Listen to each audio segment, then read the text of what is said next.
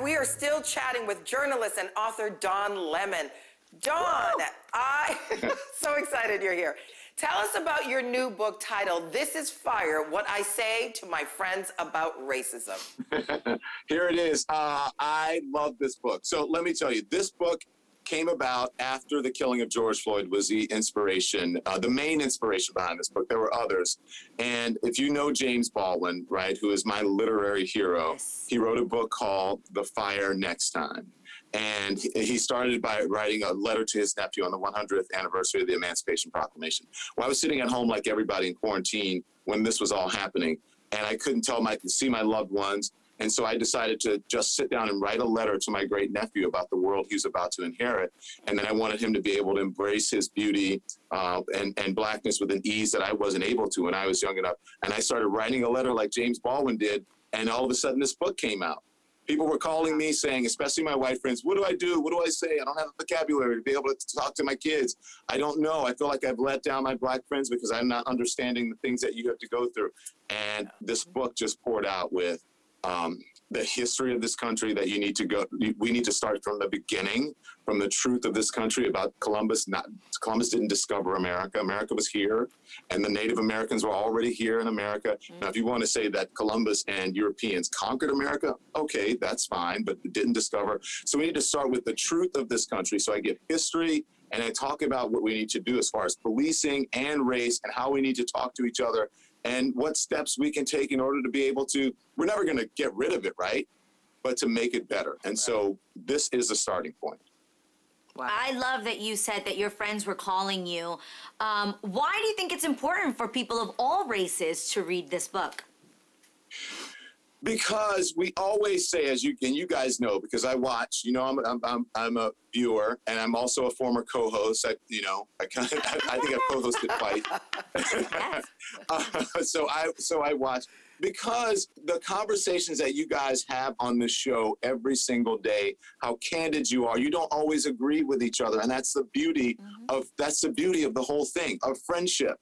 And that what I said, what I say to my friends about racism, because you speak to your friends in a way that is candid, that is honest, to hold them accountable, but you do it with love.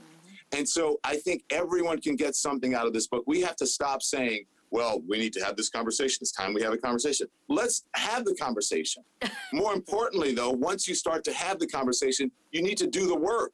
You just can't say, oh, my God, I'm so sorry that happened. I don't know what to do, whatever. You need to do the work. You need to start calling people's BS when they're bigoted, when they're racist, when they do things that make you uncomfortable or others uncomfortable. You need to start calling it out in the moment. We have to be each other's allies, and this book helps with that. Yes, get comfortable with being uncomfortable. With everything. Amen. Amen. Say that again. And you know what? I have a friend who says we have to.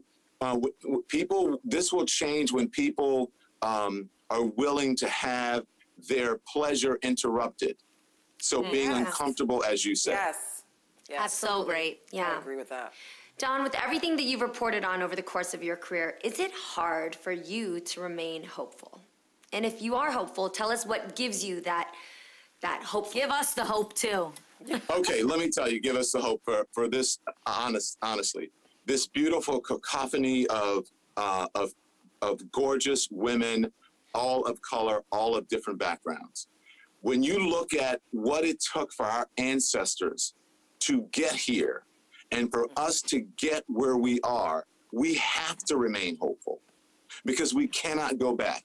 And unless we're hopeful and we are helping to move this country into a positive direction, in the direction that we wanted to, the more perfect union that is promised in this country, then one has to remain hopeful, because that is the only way that you're going to do it. That's what evolution, evolving is all about, is moving into the future, moving into the right direction. I cannot go back to insurrection. We cannot go back to Jim Crow. We cannot go back to a place where women did not have equality and equity. We can't go back to a place where people of color, regardless, black, white, Asian, whomever, Latino, our brown brothers and sisters, we can't go back to that place. So we have to remain hopeful, and we have to put our arms around each other, and we have to pull each other into the future. That's what all of those kids who are out there in Minneapolis and beyond saying, come on into the future. We don't want to be here where people can die and put their knee on the neck of someone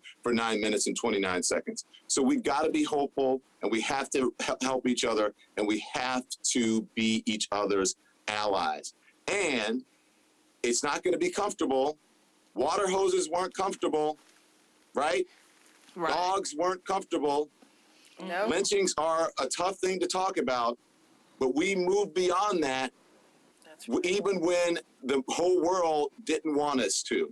And so that's the mindset we have to have. And that's why I remain positive, and I'm going to use my platform to speak the truth like you guys do every day. I receive that word. And you do that every day. Dawn, I have to ask you, how do you decompress? I mean, you talk about such intense things every day. How do you decompress? Coffee. This is not just coffee. This is not just coffee. No, I'm kidding. Is it an Irish coffee? No, I'm kidding. I spend time with the people I love. I spend time with my fiance. I spend time with my dogs. I take my phone. When I'm not working, I throw it in the back of the drawer. I said the world's going to be here. After this Saturday and Sunday, I spend time, quite frankly. I work very hard. I have a boat. We go out and we go into the middle of the bay and we just hang out and have a picnic with just my little family. And that's how I decompress. I love that. Yeah. Thank you, Dawn, for all that you do to help make this country so much better. We love it when you stop by. Dawn's new book, This is the Fire, What I Say to My Friends About Racism, is available now wherever books are sold. Be sure to pick up a copy and pick up one for your friends, too.